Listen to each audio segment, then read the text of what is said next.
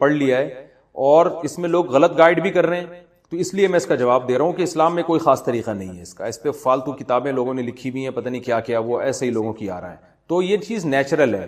جیسے کوئی پوچھے کھانا کھانے کا طریقہ کیا ہے، تو بھائی منہ میں نوالا ڈال کے چباؤ، نگل لو، خود بخود فطرت سکھاتی ہے انسان کو. تو ایسی زوجہ کے قریب فطرت خود سکھا دیتی ہے. ہاں شریعت نے جس طریقے کو حرام قرار دیا ہے وہ سب کو معلوم ہے کہ جو ہے وہ اللہ تعالیٰ نے جو بدکار لوگ جس طرح سے کرتے ہیں، جو لڑکوں سے بدفعلی کرنے والے لوگ ہیں، وہ طریقہ حرام ہے.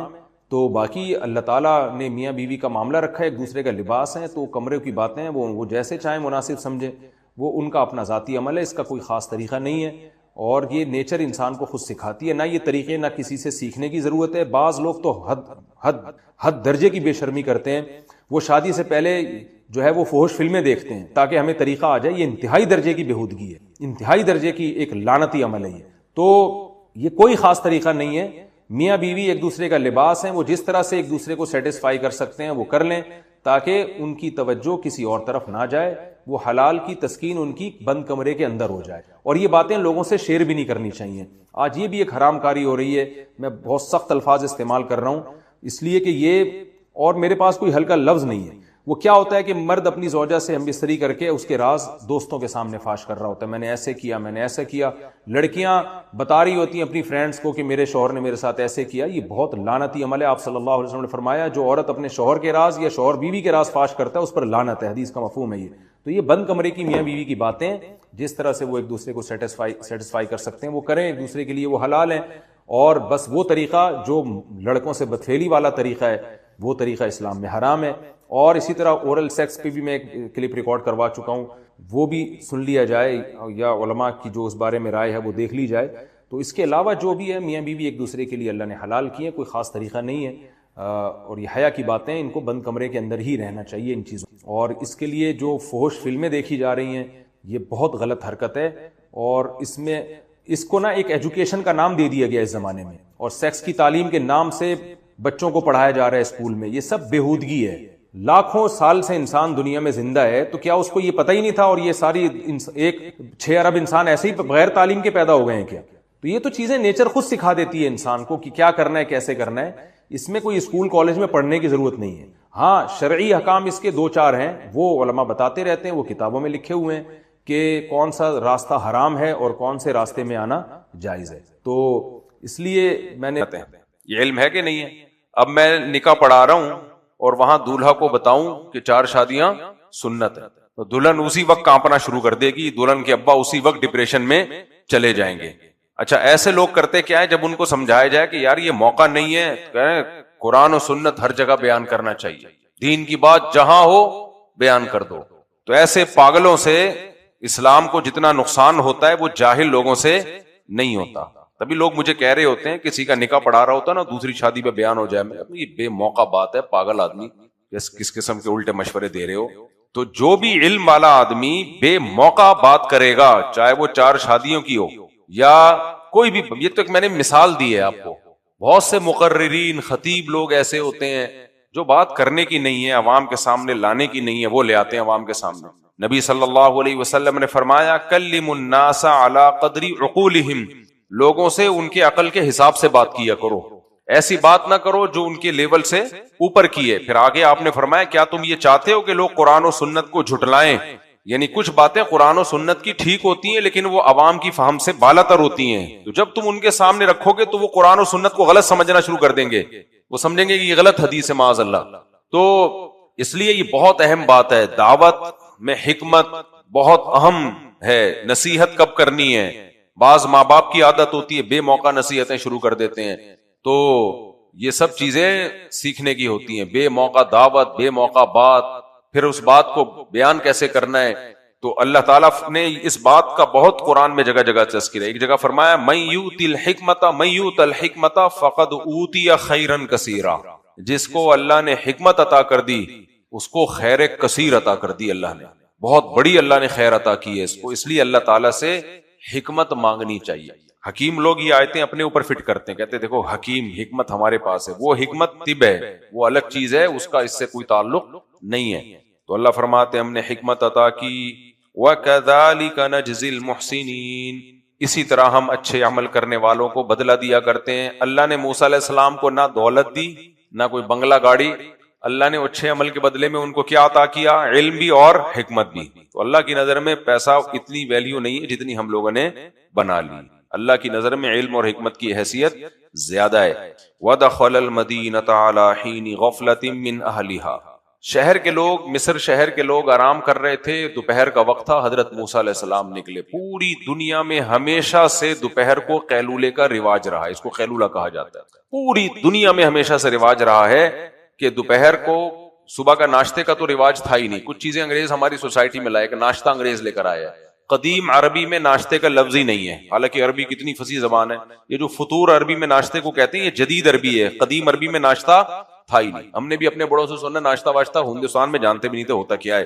11 بجے دوپہر کا کھانا ہوتا تھا اور رات کا کھانا مغرب کے فوراً بعد، یہ 2 کھانے ہوتے تھے۔ اسی کا قرآن میں بھی تذکرہ ہے، بکرۃ وعشیہ، دن میں بھی کھانا ملے گا، شام کو بھی کھانا ملے گا۔ تم اللہ پہ توکل کرو گے، صبح دوپہر بھی کھانا ملے گا، شام بھی کھانا ملے گا۔ تو 2 ٹائم کا کھانا کیا ہے، یہ سنت سے بھی ثابت ہے۔ اور انگریز نے آنے کے بعد ہمیں کافی پہ لگایا، چائے پہ لگایا، سگریٹ پہ لگایا، کولڈ ڈرنک پہ لگایا، لسی چھڑا کے ہمیں برگر اور پتہ نہیں کن کن ٹوپی ڈراموں پہ ہمیں لگا دیا، فلموں ڈراموں پہ لگا دیا، وغیرہ وغیرہ۔ اس نے ایک اور کام کیا کہ ناشتے پہ بھی لگا دیا ہمیں، میں بھی کرتا ہوں لیکن مذہب کا لیبل نہیں لگاتا اس پہ۔ تو یہ سب چیزیں وہاں سے آئی ہیں۔ پھر دوپہر کا قیلولہ اس نے ختم کر دیا، جو سنت بھی ہے، صحت کے لیے ضروری بھی ہے۔ دوپہر حدیث میں آتا ہے قیلوا فإن الشیطان لا یقیل، دوپہر آرام کیا کرو، قیلولہ کیا کرو، شیطان آرام نہیں کرتا۔ شیطان سارا دن گمراہ کرنے میں لگا رہتا ہے، کمبخت کو اتنی توفیق نہیں ہوتی 1 گھنٹہ کے لیے تو آرام سے لیٹ جا، لوگوں کی جان چھوڑ دے۔ تو فرمائے سارا دن کام کرنا کس کا کام ہے؟ شیطان کا کام ہے۔ جو ایمان والے لوگ ہیں صبح اٹھتے ہیں جلدی، پھر جب کھانا کھاتے ہیں 11 ساڑھے 11 بجے تو نیند کا ایک خمار آتا ہے، کھانے کے بعد تھوڑا سا ہوتا ہے تو آرام کرتے ہیں تھوڑی، پھر سارا دن کے لیے ایکٹیو ہو جاتے ہیں۔ تو ہمیشہ سے تو کوئی وجہ ہوگی حضرت موسیٰ علیہ السلام نے آرام نہیں کیا ہوگا، لیکن پورا شہر آرام کر رہا تھا۔ بعض دفعہ کوئی کام ہوتا ہے تو حضرت موسیٰ علیہ السلام اس غفلت کے وقت میں نکلے۔ غفلت کا لفظ اس لیے قرآن نے بیان کیا کہ آگے جو واقعہ ہوا وہ پبلک نے دیکھا نہیں، کیونکہ سب آرام کر رہے تھے۔ ہمارے ایک جاننے والے تھے، کسی شہر سے آئے، کوئی گاؤں کے قریب کوئی شہر ہے، تو کہنے لگے کہ ہمارے گاؤں میں سارے لوگ قیلولہ کرتے ہیں، عادت ہے، باپ دادا سے چلی آ رہی ہے، سو جاتے ہیں سب نا۔ تو لوگوں نے کہا چوریاں نہیں ہوتی جب سب سو رہے ہوتے ہیں؟ کہہ رہے چور بھی سو رہے ہوتے ہیں اس وقت، ایسا سونے کا رواج ہے۔ وَدَخَلَ الْمَدِينَةَ عَلَى حِينِ غَفْلَةٍ مِّنْ أَهْلِهَا فَوَجَدَ فِيهَا رَجُلَيْنِ يَقْتَتِلَانِ، آپ نے 2 بندوں کو دیکھا کہ آپس میں لڑائی جھگڑی۔ اقتتال کا معنی صرف قتل کرنا نہیں ہوتا، خوب گتھم گتھا بھی ہوتا ہے۔ فَاسْتَغَاثَهُ الَّذِي مِنْ شِيعَتِهِ، ایک فرعونی تھا اور ایک بنی اسرائیل کا۔ تو ظاہر ہے فرعونی حکومت کے لوگ تھے تو وہ بنی اسرائیلی پہ غالب آتے تھے، ظلم کرتے تھے۔ تو جو بنی اسرائیل والا تھا، جو موسیٰ علیہ السلام کی، اچھا بعد میں نا فرعون کو پتا چل گیا کہ یہ بنی اسرائیل کے ہیں موسیٰ علیہ السلام، لیکن وہ اتنا ٹائم گزار چکے تھے کہ پھر اس نے قتل نہیں کر سکا وہ، لیکن تلاش میں تھا کہ کوئی موقع ملے تو میں موسیٰ علیہ السلام کو قتل کروں۔ تو فاستغاثه الذی من شیعته، بنی اسرائیلی نے حضرت موسیٰ علیہ السلام سے مدد طلب کی کہ یہ قبطی ہے، فرعونی مجھ پہ ظلم کر رہا ہے، آپ میری مدد کریں۔ علی الذی من عدوہ فوکزہ موسیٰ، موسیٰ علیہ السلام گئے اور لڑائی چھڑوانے کے لیے اس کو ایک مکہ مار دیا۔ فقضى علیہ، اور اس کا کام تمام کر دیا، یعنی ارادہ نہیں تھا لیکن اتنی زور سے لگ گیا کہ وہ بندہ مر گیا۔ قال هذا من عمل الشیطان، فرمانے لگے یہ تو شیطان کا عمل ہو گیا، یعنی قتل کرنے کا تو میرا کوئی ارادہ نہیں تھا۔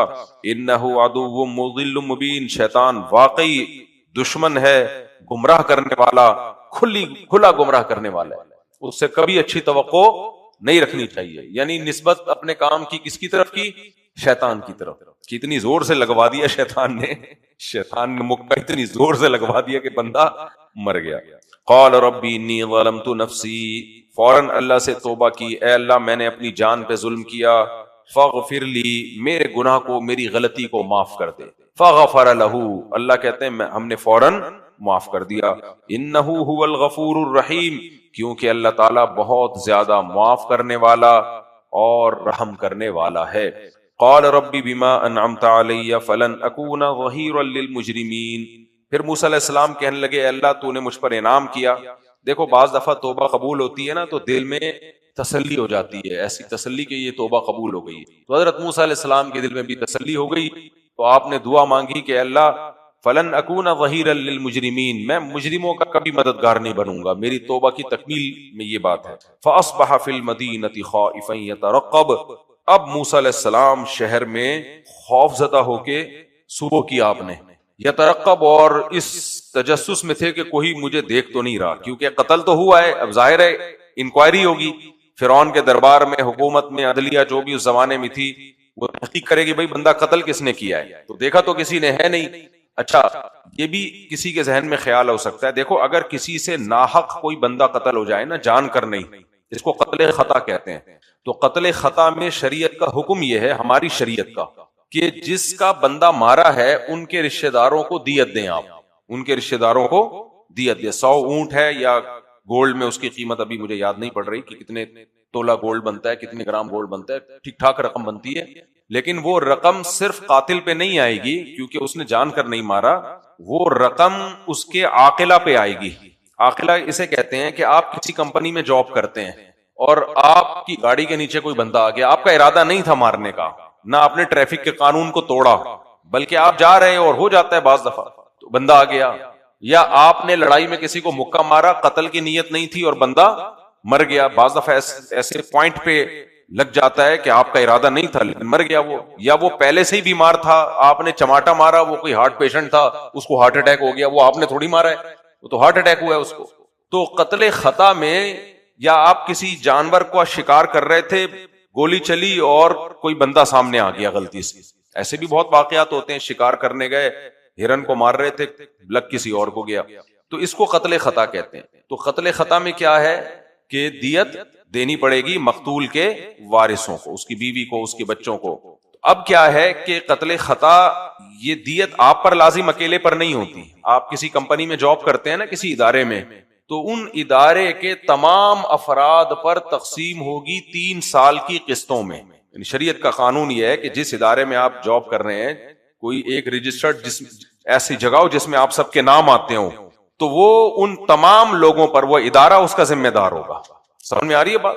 یعنی شریعت نے ان کو پابند بنایا ہے کہ تمہارا بندہ ہے, اس سے یہ کام ہوا ہے, تو اب سب کی تنخواہوں سے تھوڑے تھوڑے پیسے کٹیں گے ہر مہینے. وہ بہت تھوڑا بن جاتا ہے سب پہ آ کے, لیکن مقتول کے وارث کو بہت زیادہ فائدہ ہو جاتا ہے.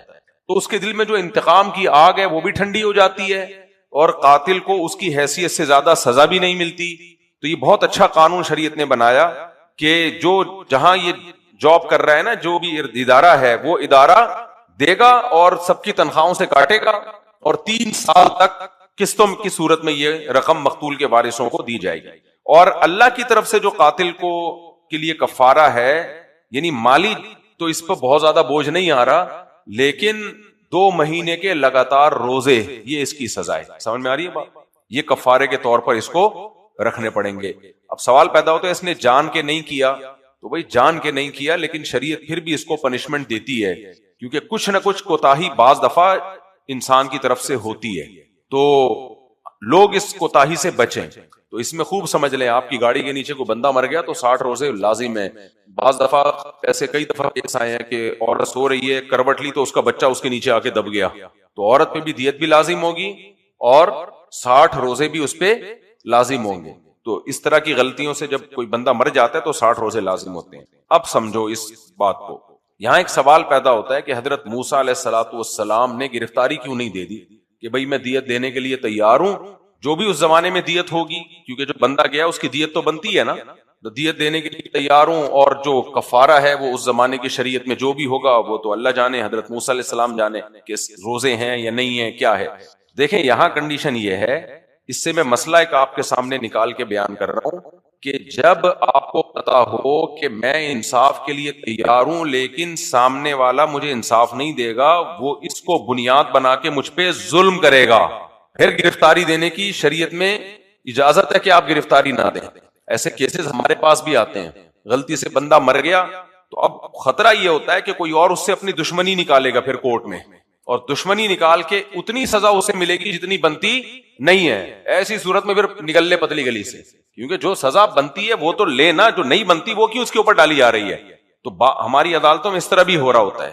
تو یہاں بھی یہی تھا کہ موسیٰ علیہ السلام کو معلوم تھا کہ غلطی سے بندہ مرا ہے، اور سب کو پتا ہے مکے سے انسان مرتا نہیں ہے. جب کسی کو قتل کرنا ہوتا ہے تو گولی سے مارا جاتا ہے یا چھرے سے مارا جاتا ہے، مکوں سے کبھی بندے کو نہیں مارا جاتا. قتل یعنی سب کو پتا ہے کہ میں بے گناہ ہوں، یعنی میں نے جان کے نہیں مارا.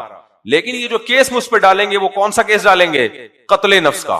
تو یہ ظلم تھا موسیٰ علیہ السلام پر، اس لیے حضرت موسیٰ علیہ السلام نے جا کے بتایا نہیں کہ میں نے بندہ مارا ہے. ان کو پتا تھا یہ ناجائز فائدہ اٹھائیں گے اس کا، اور مجھے ویسے ہی قتل کرنے کا بہانہ تلاش کر رہے ہیں تو مجھے قتل کر دیں گے. اس لیے موسیٰ علیہ السلام نے یہ شو نہیں کیا، اور موسیٰ علیہ الصلوۃ والسلام خوفزدہ ہوئے اور یترقب یعنی دیکھ رہے تھے. ترقب کا مطلب اس جستجو میں تھے کہ کہیں کوئی مجھے دیکھ تو نہیں رہا، یعنی اس احتیاط سے سفر کر رہے تھے. کوئی ایسا تو نہیں ہے کہ کوئی مجھ پہ اشارہ کر رہا ہو کہ یہ کل انہوں نے بندہ قتل کیا ہے، لیکن کسی کو پتا نہیں تھا. قرآن کے انداز بیان سے پتا چلتا ہے کہ اس بنی اسرائیلی کے علاوہ کسی کو معلوم نہیں تھا کہ یہ جو بندہ مرا ہے یہ کس کے مکے سے گیا ہے؟ حضرت موسیٰ علیہ الصلوۃ والسلام. کوئی نشان بھی نہیں ہے نا، کچھ بھی نہیں ہے، تو کیسے پتا چلے گا؟ تو فاصبح فی المدینۃ خائفا یترقب، خوف زدہ بھی تھے اور احتیاط بھی کر رہے تھے. اس سے معلوم ہوتا ہے بھائی پیغمبر بھی خوف زدہ ہو سکتے ہیں. خوف، اپنی جان کا خوف ہونا، گرفتاری کا خوف ہونا، یہ سب چیزیں نیچرل ہیں، اس کا بزرگی سے کوئی تعلق نہیں ہے. سانپ کا ڈر بھی انسان کو لگتا ہے، بم کا ڈر بھی لگتا ہے، ہر چیز، یہ اس کا دینداری سے کوئی تعلق نہیں ہے. فَإِذَا الَّذِي اسْتَنصَرَهُ بِالْأَمْسِ يَسْتَصْرِخُهُ، حضرت موسیٰ نے دیکھا اچانک وہی بنی اسرائیلی جس کی حضرت موسیٰ نے مدد کی تھی وہ دوبارہ حضرت موسیٰ کو مدد کے لیے بلا رہا ہے. کسی اور سے اس کا جھگڑا چل رہا ہے، وہ بھی فرعونی سے. قال له موسیٰ انک لغوی مبین، حضرت موسیٰ سے غلطی یہ ہو گئی، حضرت موسیٰ نے کہہ دیا کہ تو بڑا نالائق ہے. کل کسی سے جھگڑا کر رہا تھا، آج کسی اور سے جھگڑا کر رہا ہے. قرآن کہتے ہیں فلما ان اراد ان یبطش بالذی هو عدو لہما، حضرت موسیٰ نے ارادہ کیا کہ قبطی کو جا کے پکڑیں گے، کیونکہ پتا تھا کہ یہ قبطی لوگ ظلم کرتے ہیں تو اس کو پکڑیں گے جا کے. لیکن وہ بنی اسرائیلی سمجھا کہ موسیٰ علیہ السلام نے چونکہ ڈانٹا مجھے تو اب شاید مجھے پکڑیں گے. آئیے سمجھ میں، اب کس کو پکڑیں گے؟ مجھے. تو تھوڑا سا صبر کر لیتا وہ، لیکن اس سے صبر نہیں ہوا اور چیخ اٹھا وہ، یا موسیٰ اترید ان تقتلنی کما قتلت نفسا بالامس، اے موسیٰ تو یہ چاہتا ہے کہ آج مجھے قتل کر دے کہ جیسے کل تو نے بندہ قتل کیا ہے. یہ کہنا تھا اور بات جنگل میں آگ کی طرح پھیل گئی کہ اچھا کل جو مرڈر ہوا تھا وہ کس نے کیا تھا؟ موسیٰ علیہ السلام. یہ اتنے نالائق تھے بنی اسرائیلی. سمجھ میں آ رہی ہے بات؟ حالانکہ اس بنی اسرائیلی کو بھی پتا تھا کہ وہ جان کے تھوڑی ہوا تھا اور مجھے ایسے تھوڑی ماریں گے کہ میں مار ہی دیں. تھوڑا سا اپنے قوم کے ہیں، موسیٰ علیہ السلام نیک ہیں، تھوڑا سا برداشت کر لو، بعد میں جا کے الگ سے بیٹھ کے ان کو سمجھا دینا کہ آپ تھوڑا ہاتھ ہلکا رکھیں، تنبیہ کر دینا. لیکن وہی ہے نا بے صبری والا کام، کتنی بڑی مشکل میں حضرت موسیٰ علیہ السلام کو ڈال دیا. تو بات جنگل میں آگ کی طرح پھیلی اور فرعون کے محل تک پھیل گئی کہ وہ جو قبطی نے کہا اچھا کل جو ہمارا بندہ مرا تھا وہ آپ نے مارا تھا. اور پھر فرعونیوں نے مشورہ کیا اور دربار میں فیصلہ ہوا کہ حضرت موسیٰ علیہ السلام کو قتل کر دیا جائے. وہ تو بہانے تلاش کر رہا تھا کسی طرح قتل کیا جائے. ان تريد الا ان تكون جبارا في الارض وما تريد ان تكون من المصلحين، اے موسیٰ تو زمین میں سرکشی چاہتا ہے، تو اصلاح نہیں چاہتا. وہ بنی اسرائیلی حضرت موسیٰ علیہ السلام کو جنہوں نے کل بچایا تھا کسی شخص کو، اس کو الٹا تانے دے رہا ہے. وہ کیا کہہ رہا ہے کہ اے موسیٰ تو اس زمین میں فساد مچانا چاہتا ہے، تو اصلاح کرنا نہیں چاہتا. معاذ اللہ. وجاء رجل من اقصى المدینۃ یسعى، شہر کے کنارے سے ایک شخص دوڑتا ہوا آیا. قال یا موسیٰ، کہنے لگا اے موسیٰ، ان الملأ یأتمرون بک، دربار میں تیرے بارے میں مشورہ ہو رہا ہے، لیقتلوک، کہ تجھے قتل کر دیا جائے. وہ تھا فرعون کی قوم کا آدمی، لیکن چونکہ حضرت موسیٰ کی سیرت کو دیکھ چکا تھا، نیک لوگ جہاں رہتے ہیں لوگوں کو ان سے محبت ہو جاتی ہے، تو اس نے آ کے راز فاش کر دیا، خبر لیک کر دی. اس کو کیا پتا تھا کہ میں تو ایک شخص کو بچا رہا ہوں، لیکن میرا یہ عمل اتنا مبارک والا عمل ہے کہ آخری کتاب میں اللہ میرا تذکرہ کرے گا اور قیامت تک ان آیتوں کو تلاوت کیا جائے گا. تو اس لیے میرے بھائی کسی بے گناہ کی مدد کرنا، کسی مظلوم کی مدد کرنا بہت ثواب کی بات ہے. آج کل میں نے دیکھا ہے لوگ نیوٹرل ہو جاتے ہیں، ہمارا معاملہ تھوڑی ہے بھائی، ہمارا معاملہ نہیں. جن دنوں میں کراچی میں دہشت گردی ہو رہی تھی نا بہت زیادہ، 2011-12 کی بات ہے، تو ٹارگٹ کلنگ بہت ہو رہی تھی اور قوم پرستی کی بیس پہ. پٹھان مہاجر پنجابی سرائی کی لڑائیاں ہو رہی تھی. تو میں قوموں کا نام تو نہیں لوں گا, دوبارہ جنگ نہ شروع ہو جائے. تو کسی قوم کا کوئی بڑا دہشت گرد تھا, تو اس کو ہدف دیا گیا کہ فلاں جگہ جا کے نا ایک لڑکا ہے اس کو اڑا دے جا کے. اس کے دل میں رحم آیا کہ یار میں ایسے بے گناہوں کو اپنے لیڈروں کے کہنے پہ مارتا رہوں, بچے یتیم ہو جائیں, بیویاں بیوہ ہو جائیں, کتنا ظلم. اس نے ایک رات پہلے جا کے اس کے گھر میں اس کو خبر دی کہ کل میں تجھے مارنے کے لیے آؤں گا, مجھے آرڈر ملا ہے, میں مجبور ہوں, تو یہاں سے بھاگ جا. آئی بات سمجھ؟ میں نہیں چاہتا کہ تو مرے. مجھے یہ اطلاع ملی, میں نے کہا یار چلو ہے دہشت گرد لیکن کسی انسان کو بچایا تو نا اس نے. تو جس کے دل میں رحم ہوتا ہے وہ نہیں دے, وہ پھر کوشش کرتا ہے کہ بچاؤں بھائی. اچھا یہ ٹارگٹ کلر ایسے تھے کہ یہ اگر نہ مارتے تو ان کو اڑا دیتے. پھر جو قومی اور لسانی لڑائیاں چل رہی تھیں نا, ان میں یہ حال ہوا تھا. تو ان میں دل میں ذرا رحم تھا, یہ جا کے پہلے بتا دے بھائی مجھے آرڈر ملا, تو یہاں سے غائب ہو جا. تو وہ آئے. تو کسی کی مدد اگر موقع مل رہا ہو گھننے نہیں بن جایا کرو. میں نے یہ بھی دیکھا ہے خاندانی لڑائیاں ہو رہی ہیں, ان کا مسئلہ ہے بھائی, آپ انوالو ہو کے اس میں سلو کرانے کی کوشش کرو. ہر چیز میں میرا مسئلہ نہیں ہے, میرا مسئلہ نہیں ہے. کراچی میں یاد ہے نا لاشیں تڑپ رہی ہوتی تھی, گاڑیاں گزر جاتی تھی, ہمارا مسئلہ نہیں ہے.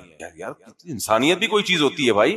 کوئی جھگڑا آیا ہے, مجھے جب پتا چلتا ہے نا کوئی جھگڑا چل رہا ہے اور مجھے بیچ میں ڈالا گیا, میں کبھی بھی کوشش نہیں کرتا کہ ٹرخاؤں ان کو, کبھی نہیں کوشش کرتا کہ جاؤ میرے پاس ٹائم نہیں ہے. مجھے ڈر لگتا ہے کہ کہیں اللہ کا عذاب نہ آ جائے. بھائی ٹائم نکالو اس کے لیے. اگر آپ ہاں وہاں ٹائم نہیں دیتا جہاں مجھے پتا ہے میرا جانے کا کوئی فائدہ ہے ہی نہیں. جہاں مجھے پتا ہوتا ہے کہ کوئی فائدہ ہوگا تو پھر میں ٹائم نکالتا ہوں. یہ آپ کی ذمہ داری ہے کہ آپ ٹائم نکالیں. یہ تکبر ہے کہ بولا ٹائم نہیں ہے میرے پاس. تو کیا دنیا میں کیا کرنے کے لیے آئے ہو بھائی آپ؟ کل آپ پہ بھی مسائل آ سکتے ہیں, ہر شخص پہ آ سکتے ہیں مسائل. لوگ کہتے ہیں ہمارے پاس ٹائم نہیں ہے. تو یہ گوروں کا ہے, یہ ہر چیز کو کمرشل کر دیا انہوں نے. انگریزوں میں ہر چیز کمرشل ہے. کوئی سلو بھی کرانی ہوگی نا تو اس کے بھی پیسے ہیں, ان کے کاؤنسلنگ کے لیے مخصوص لوگ ہوتے ہیں, وہ پیسے لیتے ہیں. ٹائم پاس کرنے کے الگ پیسے ہیں. آپ کے ٹائم پاس نہیں ہو رہا, آپ کسی کو فون کریں, جمشید 1 گھنٹے کے لیے آ جا میرے پاس, 1 گھنٹے کے جمشید $1 لے گا آپ سے. جاپان میں تو چل رہا ہے, جاپانیوں کے جمشید کبھی دیکھا آپ لوگوں نے؟ تو ہر چیز کمرشل نہیں بناؤ بھائی. انسانیت بھی کوئی چیز ہوتی ہے, انسانیت کی خدمت فری پھوکٹ میں بھی کر دیا کرو. چلے آگے چلتے ہیں ہم. تو حضرت موسیٰ بھی تو گئے تھے نا, جب اس نے بنی اسرائیلی نے بلایا تھا میری مدد کریں, تو وہ بھی جا کے کہہ سکتے تھے تم دونوں کا مسئلہ ہے. کہہ سکتے کہ نہیں کہہ سکتے تھے کہ تم دونوں کا مسئلہ ہے, میں کیوں پڑھوں بیچ میں. لڑائیاں میں نے دیکھا ہے, ہم بچپن میں 2 لڑائیاں دیکھتے تھے نا تو لوگ آ کے چھڑواتے تھے. اب میں نے دیکھا ہے 2 بندے لڑ رہے ہوتے ہیں, لوگ تماشا دیکھ رہے ہوتے ہیں, کھڑے ہو لوگ تماشا دیکھ رہے ہوتے ہیں. مرنے دو ان کو, غلط ہے, چھڑواؤ آپ. مجھے اپنے اسکول کا بھی ایک واقعہ یاد آیا, اگر مجھے نہ چھڑوایا جاتا تو آج میں اس دنیا میں نہ ہوتا. ہمارے اسکول میں نا 8ویں کلاس میں ایک لڑکا بڑا دہشت گرد ٹائپ کا تھا, بہت مارتا تھا لڑکوں. جلدی سنا رہا ہوں تاکہ واقعہ نہ رہ جائے. میں بڑا بیزار تھا اس سے. گزرتے کیوں کونی مار دی, ایسے چھیڑ دیا. وہ بہت نا جیسے ہوتے ہیں کلاس میں بدماش, تو ہم بڑے تنگ تھے اس سے کہ یار مجھے بہت غصہ آیا. ایک دن میں نے کہا اس کے میں انتقام لیتا ہوں, اس کی ناک پہ میں رکھ کے لگاتا ہوں. لیکن تھا وہ بڑا طاقتور اور گینگ سا تھا اس کا پورا, اسے ٹانگ پہ ٹانگ رکھ کے ڈیسک میں ایسے بیٹھتا تھا بدماش بن کے. تو میں گیا, میں نے جا کے زور سے اس کی ناک پہ لگایا. مجھے وہ مکہ آج تک یاد ہے, جتنا کھینچ کے میں اس کو توقع نہیں تھی کہ کوئی اس طرح بھی مار سکتا ہے. اور یہ میں نے لگایا, طبیعت سے اس کے ناک پہ اس گھوم گیا, وہ آنسو نکل گئے اس کے, اور میں بھاگ گیا. کیونکہ مجھے پتا تھا کہ ریپلائی میں جو آئے گا نا اس میں میری ناک مارکیٹ سے شارٹ ہو جائے گی. لیکن مجھے وہ دن یاد ہے کہ یار کام تھوڑا سا میں نے بہادری کا کر لیا تھا کہ انتقام کی جو آگ بھڑک رہی تھی نا, میں نے کہا چھوڑوں گا نہیں اس کو, میں یہ بہت زیادہ تنگ کر رہا ہے, تو یہ تو ذلت کی بات ہے نا. تو میں نے جا کے اتنی زور سے لگایا اس کو کہ وہ گھوم گیا اور پھر میں بھاگ گیا. اچھا اللہ کا بڑا فضل ہو گیا, جب میں بھاگا ہوں تو جو کلاس کے لڑکے تھے انہوں نے کیا کیا, وہ آیا مارنے کے لیے, تو مجھے بھی پکڑ لیا اور اللہ کے فضل سے اس کو بھی پکڑ لیا. تو میں کہہ رہا تھا چھوڑو مجھے, لیکن دل میں یہ تھا کہ خدا کے لیے چھوڑنا نہیں, چھوڑ دیا تو میرا کیا ہوگا. تو خیر سب کو پکڑ لیا اور چھوڑا گیا. پھر وہ کم از کم تھوڑا سا اس کو شعور آ گیا کہ یہ نہیں کہ جس کو چاہو یوں کر کے کونی مار دو, ایسے کر دو. کچھ لڑکے ایسے کر رہے ہوتے ہیں شرارتی قسم کے, ایک دفعہ طبیعت سے کٹ لگ جائے نا تو کیا ہو جاتے ہیں ٹھیک, لیکن کٹ حکمت اور بصیرت کے ساتھ, اس طرح سے کٹ نہ لگاؤ اس کی کہ پھر تمہاری کٹ اس سے زیادہ لگ جائے. تو میں نے حکمت اور بصیرت کے ساتھ وہ زوردار مکہ مارا, مجھے آج تک یاد ہے. وہ دیکھو اسکولوں میں ماشاءاللہ کتنا اچھا ماحول تھا ہمارے یہاں, کتنا زبردست خوبصورت ماحول. لیکن میں کہتا ہوں وہ ماحول اس ماحول سے بہرحال اچھا تھا جس میں بچوں کو کیا بنا رہے ہیں, ممی ڈیڈی بنا رہے ہیں. تو خیر اچھا میرے بھائی, تو موسیٰ علیہ السلام نے چھڑوانے کی کوشش کی اور کس پریشانی میں بھی آ گئے بیچارے اس واقعے کی وجہ سے. تو حضرت موسیٰ نے یہ نہیں کہا کہ میں نہ ہی چھڑواتا تو اچھا تھا, دیکھو میں نے تو مدد کی. نہیں بھائی, جب اللہ کے لیے کام کیا جائے گا تو نتائج کس پہ چھوڑے جائیں گے؟ اللہ پہ. چلو جو ہونا ہے دیکھو. پھر اللہ جب نیک لوگوں کو آزمائش میں ڈالتا ہے تو بنانے کے لیے. یعقوب علیہ السلام کو آزمائش میں ڈالا بنانے کے لیے, تو موسیٰ علیہ السلام کو بھی آزمائشوں میں ڈالا جا رہا ہے بنانے کے لیے کہ پھر نبوت ملے گی آپ کو آگے چل کے. چلتے ہیں ہم آگے. تو یا موسیٰ فخرج انی لک من الناصحین, اے موسیٰ تو شہر چھوڑ دے, میں تیرا خیر خواہ ہوں, یہاں سے چلا جاتا, اس ملک کو چھوڑ دے, مصر کو, میں تیرا خیر خواہ ہوں ورنہ یہ قتل کر دیں گے.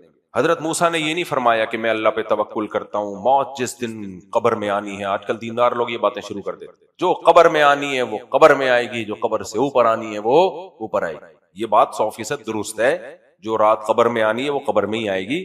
لیکن ہمیں شریعت نے کیا حکم دیا؟ ہمیں کیا پتا کون سی رات قبر میں آئے گی, تو پہلے کیوں گھسنے کی کوشش کر رہے ہو؟ سمجھ آ رہی ہے؟ ہمیں احتیاط کا حکم ہے. تو اس لیے موسیٰ علیہ السلام کا اللہ پہ کتنا توکل, اس کے باوجود موسیٰ علیہ السلام نے سوچا کہ مجھے یہ جگہ چھوڑ دینی چاہیے, لیکن اب پتہ نہیں کہاں جاؤں, راستوں کا علم نہیں ہے. وجہ اس کی یہ کہ کسی کو بتائیں گے تو وہ مخبر نہ نکلے, وہ جا کے بات لیک نہ کر دے کہ ادھر کو جا رہے ہیں, تو فرعونی اپنے گھوڑوں کو, گھڑ سواروں کو بھیجے گا, بھائی اس راستے پہ گئے, گرفتار کر کے لاؤ.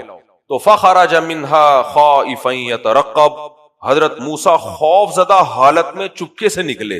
خوف یہ بھی ہے کہ کوئی دیکھ نہ لے, اور مدین جو ملک تھا اس کی طرف آپ نے رخ کیا, لیکن راستہ پوری طرح معلوم نہیں ہے, گائیڈ ہے نہیں ساتھ میں, لیکن اس کے علاوہ کوئی آپشن ہے نہیں. یہ بھی سیکھنے کی بات ہے. جب آپ کے پاس دو راستے ہوں, دونوں میں ڈاؤٹ ہو, تو جس میں یقینی نقصان ہے اس کو چھوڑا جائے گا, جس میں نقصان کا یقین نہیں ہے اس کو اختیار کیا جائے گا. بھائی ڈاؤٹ اس میں بھی تھا, مدین شہر کا پتہ نہیں ہے کدھر ہے, راستہ اتنا لمبا ہے اور پیدل سفر ہے, سواری نہیں ہے, تو کیا کروں گا, کیسے جاؤں گا میں؟ تو کیا مطلب نہیں جائیں؟ یہاں تو موت کیا ہے, یقینی ہے. جیسے ڈاکٹر بعض دفعہ آپریشن کرتے ہیں نا, رسک لیتے ہیں, بھائی بندہ مر بھی سکتا ہے, تو پیشنٹ کہتا ہے پھر کیوں آپریشن کر رہے ہیں؟ کہہ رہے ہیں آپریشن نہیں کیا تو 100% مرے گا. صحیح ہے نا, کیا تو مرنے کا چانس 50% ہو جائے گا. تو پھر ڈاکٹر فیصلہ کرتا ہے بھائی آپریشن کرنا پڑے گا. اس طرح دنیا میں بھی یہی اصول ہے کہ جہاں آپ کے پاس کوئی تیسرا آپشن نہیں ہو تو پھر آپ کو وہ کام کرنا پڑے گا جس میں رسک ہے, یقینی نقصان سے بچنا ضروری ہے. ایسے موقع پہ بھی لوگ فیصلہ نہیں کر پاتے اور اسی میں زندگی برباد کر دیتے. فخرج منها خائفا يترقب, خوف زدہ ہو کے نکلے, یترقب. قال ربی نجنی من القوم الظالمین, پھر اللہ سے دعا مانگی, اے اللہ مجھے ظالموں سے نجات دے دے. یہاں بھی دیکھو اسباب اختیار کیے نجات کے, اس کے بعد دعا مانگی کہ میرے بس میں تو یہی ہے کہ میں فی الحال یہ جگہ چھوڑوں, آگے کا راستہ معلوم نہیں ہے, تو اس میں کس سے دعا مانگوں؟ اللہ سے. ہم لوگ کیا کرتے ہیں, نہ کوئی احتیاطی تدبیر, اور وہیں دعاؤں کو فوکس کیا ہوتا ہے ہم نے کہ دعا سے کام ہو جائے گا. دعا اسباب آپ نے پورے اختیار کرنے, اس کے بعد دعاؤں کو فوکس کرنا ہے. پھر اللہ سے دعا مانگ رہے, پھر اللہ مدد بھی کرتا ہے, جیسے موسیٰ علیہ السلام کی مدد کی. وَلَمَّا تَوَجَّهَ تِلْقَاءَ مَدْيَنَ, پھر مدین شہر کا جب رخ کیا, قال عسى ربی ان يهديني سواء السبيل, راستہ معلوم نہیں ہے لیکن اللہ سے امید ظاہر کی کہ اللہ سے مجھے امید ہے کہ وہ مجھے راستہ دکھا دے گا, سجھا دے گا. وَلَمَّا وَرَدَ مَاءَ مَدْيَنَ, بالآخر مدین پہنچ گئے, وہاں الگ حکومت تھی. جب بھی کوئی مسافر کسی ملک کا سفر کرتا ہے نا, پہلے زمانے میں ایسا ہی ہوتا تھا, سب سے پہلے وہ جگہ تلاش کرتا تھا جہاں پانی ہو. پہلے زمانے میں جب بھی ٹریولنگ ہوتی تھی نا تو لوگ پانی کے پیچھے بھاگتے تھے, کیونکہ پانی سب سے زیادہ ضروری کیا ہے, پانی ہے. پانی کے بعد پھر کھانے کی فکر کریں گے نا. تو پانی سے ایک فائدہ تو یہ ہوتا, پیاس بجھتی. دوسرا فائدہ آبادی کا پتہ چل جاتا تھا, کیونکہ پانی جہاں بھی ہوگا نا تو وہاں لوگ آئیں گے. تو وہ صحراؤں سے نکل کے جہاں بھی پانی ہوتا ہے, کنویں ہوتے ہیں, کنواں خود ایک اس کی علامت ہوتی ہے کہ یہاں کوئی انسان ہے, ورنہ یہ خود کیسے گیا خود بخود. تو حضرت موسیٰ نے بھی یہی کیا, جب شہر پہنچے تو سب سے پہلے کہاں پہنچے, ماء مدین, مدین شہر میں کنویں کے پاس جہاں پانی تھا.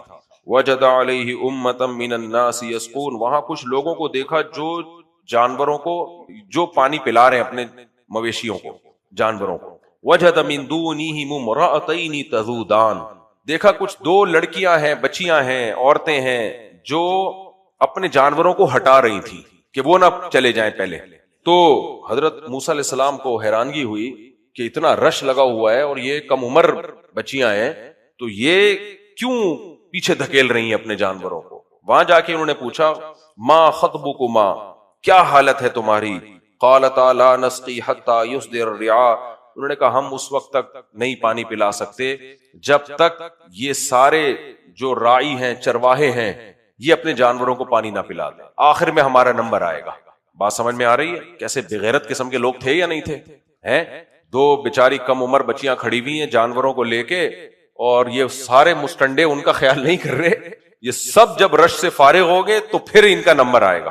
تو حضرت موسیٰ کو بڑا غصہ آیا، تعجب بھی ہوا ہوگا، غصہ بھی آیا ہوگا کہ یہ کیوں ایسا ہو رہا ہے؟ ہونا تو یہ چاہیے نا کہ بھائی پہلے آپ پی لیں، جو کمزور ہے اس کو انسان ترجیح دیتا ہے۔ لیکن ان بچیوں نے خود ہی بتا دیا، ایک سوال کا جواب دے دیا، وَأَبُونَا شَيْخٌ كَبِيرٌ۔ بھائی ایک سوال پیدا ہوتا ہے نا کہ آپ عورت ہو کے مردوں والے کام کیوں کر رہی ہو؟ آپ کے گھر میں کوئی مرد نہیں ہے؟ ان کو آنا چاہیے تھا نا۔ موسیٰ علیہ السلام نے یہ اشکال کیا نہیں، ان بچیوں نے خود ہی بتا دیا ہمارا باپ بوڑھا ہے، یعنی ایک اشکال کا جواب دے دیا، جس کو اشکال مقدر کہتے ہیں، چھپا ہوا اشکال، کہ آپ ہم سے بدگمان نہ ہونا کہ ہمارے ہاں عورتیں باہر کے کام کرتی ہیں، ہم لوگ ایسے غیرت لیس نہیں ہیں، ہمارے ہاں عورتیں نہیں، ہمارے ہاں بھی باہر کے کام مرد ہی کرتے ہیں، لیکن ہمارے گھر میں ایک ہی مرد ہیں، وہ ابا ہیں، بھائی کوئی نہیں ہے، اور وہ بوڑھے ہیں، مجبوراً ہم گھر سے باہر نکلیں۔ خواتین کی جاب کا پروگرام بڑھ گیا کہ نہیں بڑھ گیا؟ مرد بھی جاب کر رہا ہے، خواتین بھی جاب کر رہی ہیں، ایکچولی دونوں مل کے جب تک کمائیں گے نہیں، کھائیں گے نہیں، گزارا نہیں ہوتا، بغیرتوں کا واقعی گزارا نہیں ہوتا۔ دیکھو مجبوری کے حکام الگ ہیں، واقعی کوئی غربت ہے، بندہ جاب لیس ہے، پھر بھیک مانگنے سے بہتر ہے بیوی جاب کر لے، اس کے ہم خلاف نہیں ہیں، لیکن یہ جو ٹرینڈ چل پڑا ہے نا، یہاں بھی تو مجبوری میں گھر سے باہر نکلی ہے نا بھائی، اب والد بوڑھے ہیں، گھر میں کوئی بھائی نہیں ہے، تو ظاہر ہے بچیاں ہی جائیں گی، یہی ہوگا۔ کیا خیال ہے؟ وہ مجبوری کے حکام الگ ہیں، لیکن آج مجبوری کم، بغیرتی زیادہ۔ تو بچیاں تو خود موسیٰ علیہ السلام کو اپنی پوزیشن کلیئر کر رہی ہیں، بھائی ہم سے بدگمان نہیں ہونا کہ گھر کے مرد ہمارے بغیرت ہیں، وہ پڑے رہتے ہیں، عورتیں باہر ہوتی ہیں، نہ گھر میں مرد ہے ہی نہیں، جو ہیں وہ ابا ہیں، اور وہ کیا ہیں؟ بوڑھے ہیں۔ خود سے خود جواب دے رہی ہیں، اور اللہ ان کی اس بات کو قرآن کا حصہ بنا رہا ہے۔ قرآن کسی واقعے کا وہ پہلو جو غیر ضروری ہو کبھی بھی بیان بولو نہیں کرتا۔ اپنے آپ کو شریعت کے حوالے کرو، شریعت کو اپنے حساب سے گھمانے کی کوشش مت کرو۔ ہمارے لبرل لوگوں کو یہ باتیں سمجھ میں نہیں آتی ہیں، چھوڑ دو اسلام، تمہیں کس نے کہا اسلام کو فالو کرو میرے بھائی؟ چھوڑ دو اسلام، لیکن اسلام کو چینج مت کرو۔ اسلام عورت کو گھر کی چار دیواری میں پسند کرتا ہے، بلا ضرورت عورت کے لیے گھر سے باہر کی زندگی کو پسند نہیں کرتا۔ اور اگر تم بھی وہی نعرے لگاتے ہو جو مغربی دنیا میں ہے، دفع ہو جاؤ یہاں سے، انجوائے کرو لائف کو وہاں۔ ادھر پھر اتنی آزادی نہیں ہے، ادھر تو پھر آگے بھی بہت آزادی ہے، چڈی بنیان پہنے، برقع پہنے، چڈی پہنے، اس کی مرضی ہے۔ پھر براڈ مائنڈڈ بنو تو پورے بنو، آدھے مت بنو، منافق مت بنو، پورے ادھر کو ہو جاؤ۔ آئی بات سمجھ میں؟ آگے چلتے ہیں، کافی اتنا میرا خیال ہے، آگے چلتے ہیں۔ تو میرے بھائی وَأَبُونَا شَيْخٌ كَبِيرٌ، ہمارے ابا کیا ہیں؟ بوڑھے ہیں۔ فَسَقَى لَهُمَا، حضرت موسیٰ علیہ السلام کو ان پہ ترس آیا۔ دیکھو مسافر ہیں، وہاں بھی خدمت کی کہ اپنی قوم کے بندے پر دیکھا ظلم ہو رہا ہے تو جا کے چھڑوائی لڑائی، حالانکہ نہ حضرت موسیٰ کو اس کے پیسے مل رہے تھے، کیا خیال ہے؟ کچھ بھی نہیں، لیکن مدد کرنی۔ اگلے دن دوبارہ دیکھا تو اس کو ڈانٹ تو لگائی، لیکن پھر بھی مدد کے لیے گئے، یہ نہیں کہ کوئی بات نہیں اب نہیں جاؤں گا میں، پھر بھی گئے مدد کے لیے۔ اور یہاں بھی سب سے پہلا کام کیا ہو رہا ہے؟ کمزور کی مدد۔ حضرت موسیٰ یہاں بھی کھڑے ہو کے کہہ سکتے تھے کہ وہ دونوں کھڑی ہوئی ہیں وہاں، بکریوں کو پانی نہیں پینے دے رہی، ان کا مسئلہ ہے۔ یہ کس کا مسئلہ ہے؟ ان کا مسئلہ، یہ ان کا ہیڈک ہے، یہ میرا مسئلہ نہیں، چھوڑو میں نے کیا کرنا ہے۔ اور کون سا وہ مجھ سے آ کے مدد مانگ رہی ہیں؟ انہوں نے مدد بھی نہیں مانگی تھی نا۔ تو بھائی اس سے پتہ چلتا ہے خدمت خود ہی کرنی پڑتی ہے سوسائٹی کو دیکھ کر۔ تبھی حدیث میں یہ نہیں آتا کہ تم اپنے پڑوسی سے جا کے پوچھو کہ تمہیں کھانا چاہیے، وہ کہے ہاں چاہیے، تو لے جا کے اس کو دے دو۔ آپ نے فرمایا جو خود پیٹ بھر کے کھائے اس کا پڑوسی بھوکا سوئے تو یہ مومن نہیں ہے۔ یہ آپ کی رسپانسبلٹی ہے کہ آپ کو دائیں بائیں کا خود سے پتا ہونا چاہیے۔ اسی میں وہ بغیرت بھائی بھی ہیں کہ ان ایک بھائی کروڑوں کما رہا ہے، دوسرے جاب لیس ہے، اور یہ وہ مانگ رہا ہوتا ہے تو نہیں دے رہا ہوتا یہ پیسے، حالانکہ اس کی ذمہ داری ہے خود دیکھے یار، تو کروڑوں کما رہا ہے، تیرے بھائی کے پاس جاب نہیں ہے، یا اس کے جو ہے خرچے زیادہ ہیں، تو تھوڑا سا خود تعاون کر لے۔ خود تو پھوٹے منہ کرے گا نہیں، وہ بتائے گا تو بھی اس کو غصہ آئے گا۔ مارکیٹ میں ہو رہا ہے کہ نہیں ہو رہا ہے؟ ہر آدمی اپنی وہ جو انڈیویجولزم ہے نا، بس میں میری دولت میرے پیسے میں، یہ چل رہا ہے مارکیٹ میں.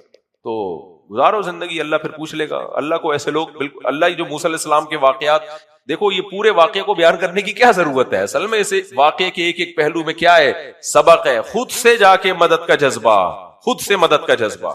تو گئے ہیں فسقا، ہاں فرمانے لگے. تو حضرت موسیٰ نے جب دیکھا تو فسقا لہما، حضرت موسیٰ نے ان سے ڈول لیا اور بھیڑ میں گھس کے خود ان کے لیے پانی نکالا. فسقا لہما، ان کے جانوروں کو پانی پلایا، یا ان کو جو بھی برتن وغیرہ بھر کے دینے ہوں گے ان کو دیے. ثم تولی الی الظل، کیا حکمت کی باتیں ہیں یار. اب موسیٰ علیہ السلام نے جب ان لڑکیوں کی خدمت کی، وہ چلی گئیں، موسیٰ علیہ السلام کے دل میں ایک طمع پیدا ہوئی.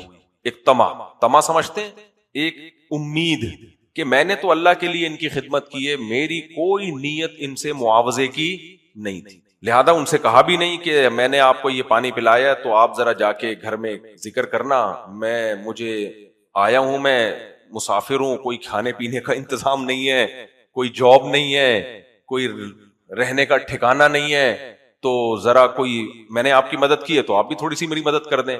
لیکن یہ بات کو موسیٰ علیہ السلام نے استغنا کے خلاف سمجھا. ان کے دل میں خیال آ سکتا تھا اچھا مدد اس چکر میں کی ہے. دیکھو مسافر کو یہ اس زمانے کے سفر نہیں، آج تو ہوٹل کی بکنگ پہلے ہوتی ہے، گاڑی والا آیا ہوا ہوتا ہے ایئرپورٹ پہ لینے کے لیے. یہ والے سفر نہیں، پرانے سفر ایسے ہوتے تھے اجنبی لوگ، کوئی جان نہ پہچان، اب کہاں رات گزاروں میں، جان کو بھی خطرہ، کچھ ہے بھی نہیں، کل کھاؤں گا کیا، زاد رات و ختم. جو حضرت موسیٰ علیہ السلام کی ماں نے جو کچھ پیک کر کے دیا ہوگا کھانا پینا، وہ کتنا عرصہ چلے گا بھائی. تو اس لیے حضرت موسیٰ تو چاہ رہے تھے کوئی تعارف نکلے، کوئی جان پہچان بندہ نکلے تو مجھے لے کے جائے، کہیں ٹھکانہ تو ملے، میں ملازمت کر لوں گا، خود اپنا کماؤں گا، کہیں دہاڑی مل جائے، کہیں مزدوری مل جائے. تو یہ بھی دیکھ لو آپ، حضرت موسیٰ بھیک نہیں مانگ رہے، مزدوری کے لیے آمادہ ہیں. موسیٰ کلیم اللہ سے بڑا کوئی ہو سکتا ہے؟ اس لیے یہ جو کہتے ہیں نا کہ میں ٹماٹر کی ریڑھی کیوں لگاؤں، او بھائی حرام چھوڑو، بھلے ٹماٹر لگانے پڑے، کوئی ٹینشن کی بات نہیں ہے. بکریاں چرانی پڑے، کوئی ٹینشن کی بات نہیں ہے. یہ ناک پہ مکھی بٹھا کے جو گھومے گا نا، وہ تکبر سے دماغ اس کا سڑ جائے گا. اللہ نے حلال دیا ہے، زیادہ فیکٹریاں لگاؤ، بزنس کرو. میں نہیں کہہ رہا کہ دکان بند کر کے آپ ٹماٹر بیچنا شروع کر دیں، لیکن اگر حالات خراب ہو گئے، اللہ نہ کرے، کوئی بات نہیں. کیا خیال ہے؟ موسیٰ علیہ السلام اللہ توکل گئے، انہوں نے کہا کوئی بات نہیں، کہیں بھی ملازمت ملے، جاب ملے، کچھ بھی ملے، کیا کروں گا، گزارا کروں گا.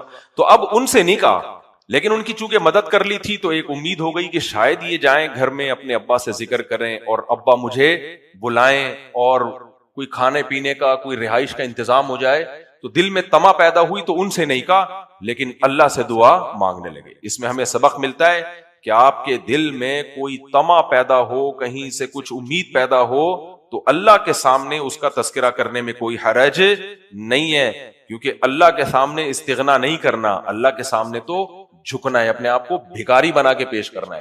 تو حضرت موسیٰ علیہ السلام کے دل میں طمع پیدا ہوئی کہ ایسا ہو شاید یہ جائیں اور اپنے ابا سے کہیں کہ بھئی ایک بندے نے ہماری خدمت کی ہے تو ابا مجھے بلا لیں اور کچھ کھانے پینے کا انتظام ہو جائے، کوئی رات گزارنے کا انتظام ہو جائے. تو آ کے درخت کے نیچے کھڑے ہو کر اللہ سے دعا مانگنے لگے. رب انی لما انزلت الی من خیر فقیر، اے اللہ اگر تو نے میرے ساتھ کسی خیر کا ارادہ کر لیا ہے تو میں اس کا محتاج ہوں، اس ارادے کو پورا کر لے. مجھے لگ رہا ہے کچھ مجھ سے جو تو نے خدمت کروا دی ہے تو اس میں مجھے ایسا محسوس ہو رہا ہے کہ میرے ساتھ کوئی خیر کا ارادہ ہو گیا. یعنی خدمت تو میں نے تیرے لیے کی، لیکن یہ خدمت کا ماحول تو نے پیدا کیا نا، تو ان سے تو میں نے نہیں کہا، لیکن تجھ سے ضرور کہوں گا. میں سمجھ میں آ رہی ہے بات کہ نہیں آ رہی ہے؟ تجھ سے ضرور کہوں گا کہ اگر کچھ ایسا ہے تو کر دے، میں تیری رحمت کا محتاج ہوں. تو اللہ نے دعا قبول کی.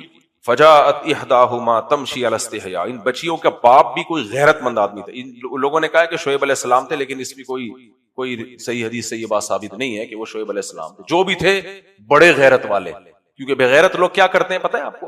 خدمت لے لیتے ہیں، اس کے بعد کہتے ہیں چلو کر دی، بہت زیادہ ہو گیا، دعا دے دی، چلو یار اللہ اس کو جزائے خیر دے، یہی کہیں گے نا، چلو بیٹا اچھا ہو گیا تمہاری کسی نے خدمت کر دی، ٹھیک ہے. نہ غیرت مند لوگ خدمت اگر ان کی کوئی کرے تو وہ اس کو بھولتے منہ سے بول.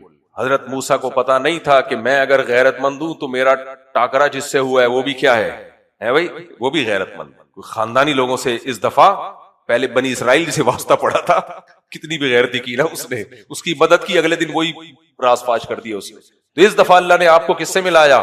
غیرت مند لوگوں سے. ان کے ابا نے کہا نا ایسا نہیں ہو سکتا. اپنی بیٹیوں سے کہا کہ کسی نے تمہاری خدمت کی ہے اور ہم اس کو معاوضہ نہ دیں, ہم اس کو اس کا معاوضہ دیں گے, پیسے دیں گے ہم اس کو. دیکھو جو فری میں تمہاری خدمت کر رہا ہے نا, اس کو پیسے زیادہ دیا کرو.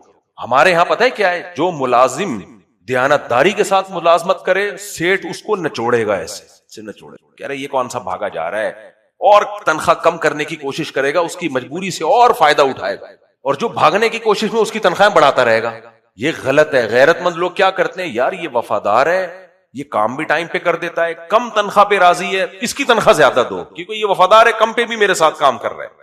میں سمجھا پا رہا ہوں کہ نہیں سمجھا پا رہا؟ تو غیرت ہوگی تو یہ باتیں سمجھ میں آئیں گی.